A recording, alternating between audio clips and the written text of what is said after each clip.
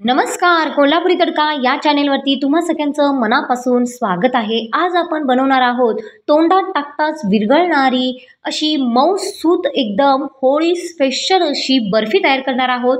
दुधामध्ये फक्त गूळ टाकून अगदी हेल्दी अशी ही मऊसूत अशी आपण एक बर्फी तयार करणार आहोत, जी मार्केटमध्ये मिळते तशीच. ना कुठला आपण इथं खवा वापरायचा आहे, ना मिल्क पावडर, ना साखर, अजिबात असे कुठलेही इन्ग्रेडियंट्स न वापरता असं आपण काय पदार्थ यामध्ये वापरणार आहोत, जे पदार्थांना आपली ही वडी अगदी मऊसूत बनणार आहे. चला आता रेसिपीला सुरुवात करूया. त्यासाठी तुम्ही इथं पाहू शकता, मी इथं एक भांडं घेतलेलं आहे. आता या भांड्यामध्ये आपण दूध ओतायचं आहे. दूध आपण मोजून घ्यायचं आहे. ही जी वाटी आहे ती पाव किलोची वाटी आहे, म्हणजे यामध्ये पाव किलो प्रमाणामध्ये दूध मावतं. आता ह्या वाटीने आपण 2 वाटी इथं दूध घेणार आहोत. चला तर इथं आपण दूध अर्धा किलो प्रमाणामध्ये इथं दूध घेतलेलं आहे आणि हे दूध आपण काय करायचं आहे, मस्त असं फक्त गरम करून घ्यायचं आहे. जास्त गरम करत किंवा एखादी उकळी वगैरे असं काही आणत बसायचं नाही, फक्त गरम करून घ्यायचं आहे. नॉर्मल गरम झालं की यामध्ये आपण टाकायचं आहे गूळ. आता गूळ मी घेतलेला आहे 400 ग्रॅम प्रमाणामध्ये इथं गूळ घेतलेला आहे. थोडासा कमी जास्त तुम्ही गूळ इथं करू शकता. आता काय करायचं, फक्त मी दूध हे गरम करून घेतलेलं आहे आणि गरम झाल्या झाल्या गॅस बंद केलेला आहे. त्यानंतर आपण हा जो गूळ आहे तो गूळ पूर्ण एकसारखं ढवळत राहायचं, म्हणजे काय होईल, त्यातला पूर्ण गूळ हा विरघळला गेला पाहिजे. बघू शकता पूर्ण आपण हा जो गूळ आहे तो पूर्ण काय करायचा आहे, विरघळून घ्यायचा आहे दुधामध्ये. बघा मी भांड्याला हात लावते, याचा अर्थ अजिबात दूध जास्त गरम झालेलं नाही. चला तर दूध आपण गूळ विरघळायला ठेवूया. तोपर्यंत इथं एक मिक्सरचं भांडं घ्यायचं आहे आणि या भांड्यामध्ये आता आपण इथं घ्यायचं आहे खोबरं. म्हणजेच काय, हे आपण सुकं खोबरं असतं ते मी फक्त खिसून घेतलेलं आहे. मिक्सरमध्ये जास्त त्याला फिरवत बसावं लागणार नाही, यासाठी खिसून घेतलेलं आहे. हे घ्यायचं आहे 2 वाट्या, म्हणजे इथं 2 वाट्या म्हणजे हे 300 ग्रॅम प्रमाणामध्ये हे खोबरं आहे, लक्षात ठेवा. चला तर आता हे खोबरं आपण या भांड्यामध्ये सगळं काढून घेतलेलं आहे. आता त्यानंतर यामध्ये आपण बदाम टाकणार आहोत, म्हणजे तुमच्याकडे जे काही ड्रायफ्रुट्स असतील ते देखील टाकू शकता. हे बदाम आहे 150 ग्रॅम प्रमाणामध्ये मी हे बदाम घेतलेले आहेत. हे देखील या खोबऱ्यामध्येच टाकून घ्यायचे. आणि त्यानंतर इथं मी घेतलेलं आहे मगजबी घेतलेले आहेत. ह्यातले थोडे मगजबी यामध्ये मी टाकणार आहे आणि थोडे मगजबी मी वरून डेकोरेटसाठी ठेवणार आहे. चला तर इथं आपण मगजबी पण टाकून घेतलेले आहेत. बघू शकता तुम्ही इथं, म्हणजे हे जे पदार्थ आहेत आपण हे सगळे पदार्थात आपण पूर्ण बारीक करून घेणार आहोत. लक्षात ठेवा, इथं आपल्याला हे जे पदार्थ आपण टाकणार आहोत त्या पदार्थामध्येच आपण वेलची जी असते ती टाकूया, म्हणजे काय होईल, सगळंच एकजीव होईल. पुन्हा आपल्याला वेलची पावडर टाकायची काही गरज नाही. त्यामुळे यातच मी 2 वेलची काय करते, सोलून टाकते, म्हणजे व्यवस्थित असं बारीक पण होईल आणि त्याचा एक सुगंध पण वेगळाच येईल. चला तर आता हे सगळं आपण मिक्सरमधून बारीक करून घेऊया. तुम्ही बघू शकता होता होईल तेवढं अगदी बारीक असं आपल्याला हे करून घ्यायचे आहे पावडर. लक्षात ठेवा, ह्यामध्ये तुम्हाला कुठले आणखीन ड्रायफ्रुट्स ॲड करायचे असतील ते देखील तुम्ही करू शकता. चला तर अगदी बारीक मी तुम्हाला व्हिडिओमध्ये दाखवते, तुम्ही पाहू शकता की अगदी होता होईल तेवढं आपल्याला हे बारीकच एकदम पावडर करून घ्यायचे आहे, हे मात्र जरूर लक्षात ठेवा.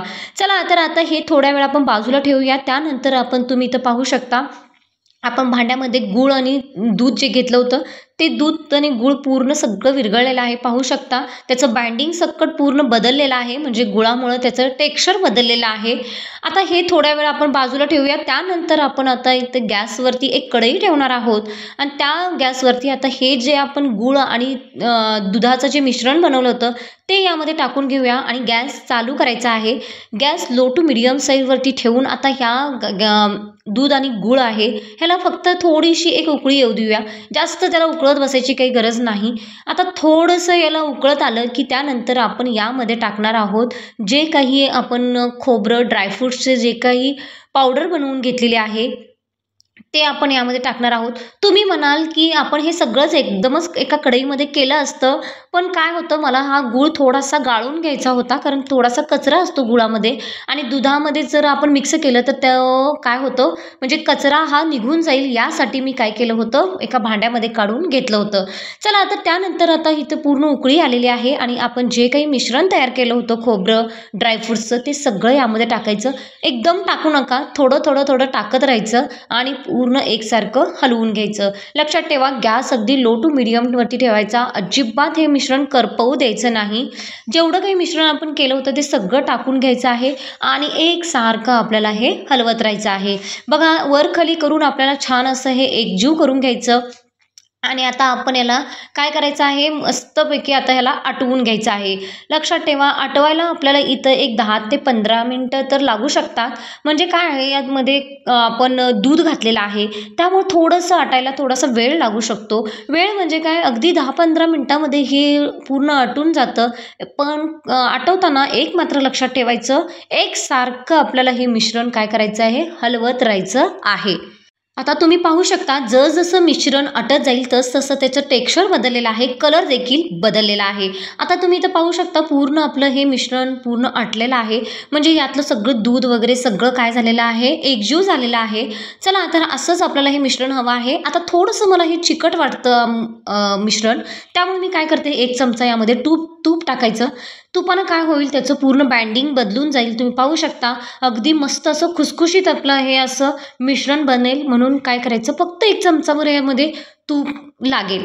चला, तर हे मिश्रण आता तयार झालेलं आहे. आता आपण वडीसाठी म्हणजे जी बर्फी बनवणार आहे त्यासाठी ताट हे ऑलरेडी आपण तयार करूनच ठेवायचं आहे. मी अगोदरच तयार करून ठेवलं होतं आणि लगेचच आपण हे जे मिश्रण आहे ते मिश्रण काय करायचं, त्यामध्ये टाकायचं.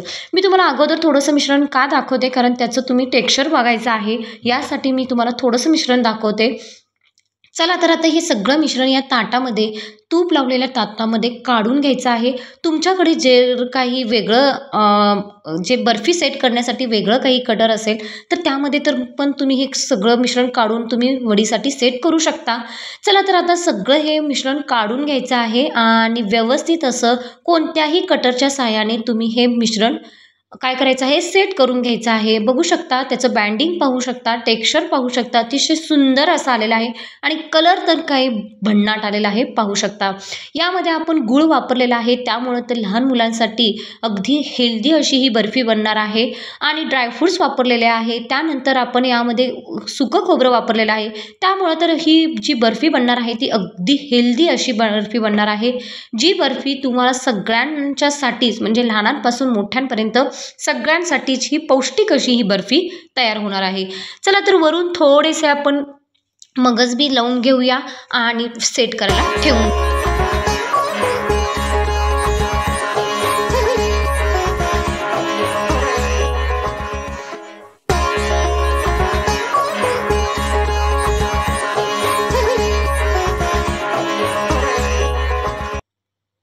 आता तुम्ही इथं पाहू शकता, मी इथं मगज बी सगळे लावून पूर्ण सेट करून घेतलेलं आहे. आता चाकूच्या सहाय्याने आपण याला आकार देऊन ठेवायचा आहे, म्हणजे फक्त शेप द्यायचा आहे.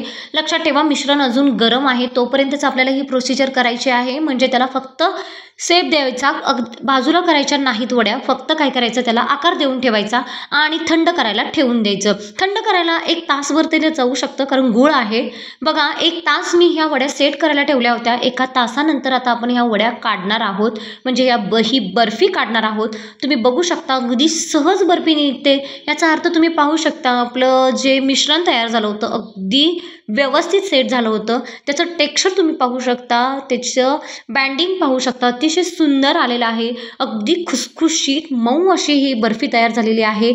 आपण जे काही पदार्थ यामध्ये वापरलेले आहेत ते तरी पौष्टिक तर आहेतच, पण यामध्ये आपण खोबरं वापरलेलं आहे. खोबरं आपल्याला कुठंही या बर्फीमध्ये कचकच वगैरे म्हणतो आपण, तसं कुठेही लागणार नाही, कारण आपण दुधामध्ये पूर्ण हे मिश्रण आटवून घेतलेलं आहे. त्यामुळं खोबरं कचकच लागण्याची अजिबात शक्यताच नाही. त्यामुळं बघू शकता तुम्ही, अगदी सुंदर अशी बर्फी तयार झालेली आहे, पाहू शकता. चला, तर ही बर्फी तुम्हाला कशी वाटली कमेंट करून सांगायला मात्र विसरू नका आणि अशी बर्फी तुम्ही नक्की ह्या होळीला बनवून पहा. चला, तर अशा पद्धतीने आपण इथं सगळ्या ह्या बर्फ्या काढून घेतलेल्या आहेत, पाहू शकता. अतिशय सुंदर अशा ह्या बर्फ्या तयार झालेल्या आहेत आणि कलर देखील अतिशय सुंदर आलेला आहे. घरातील सगळीच ही लहानांपासून मोठ्यांपर्यंत सगळेजणच हे आवडीनं खातील, कारण इतकी ही मौसूद मऊसूत अशी ही वडी बनून तयार झालेली आहे. चला तर तुम्हाला यातली एक वडी मी फोडून देखील दाखवते. त्याचं तुम्ही बँडिंग पाहू शकता, टेक्स्चर पाहू शकता. अतिशय सुंदर आलेलं आहे. बघा अगदी सहज हे मोडते. याचा अर्थ तुम्ही पाहू शकता किती मऊ अशी झालेली आहे. जो तुम्ही खव्याचा पेढा जसा असेल तसंच ह्याचं टेस्ट लागणार आहे, हे मात्र जरूर लक्षात ठेवा. कारण यामध्ये आपण जे काही पदार्थ वापरलेले आहेत ते सगळे आपण छान असे दुधामध्ये आटवून घेतलेले आहेत. ड्रायफ्रूट्स आहेत, त्यामुळं तर अतिशय सुंदर अशी ही टेस्ट लागणार आहे. चला तर अजूनही चॅनलला सबस्क्राईब केलं नसेल तर लवकरात लवकर सबस्क्राईब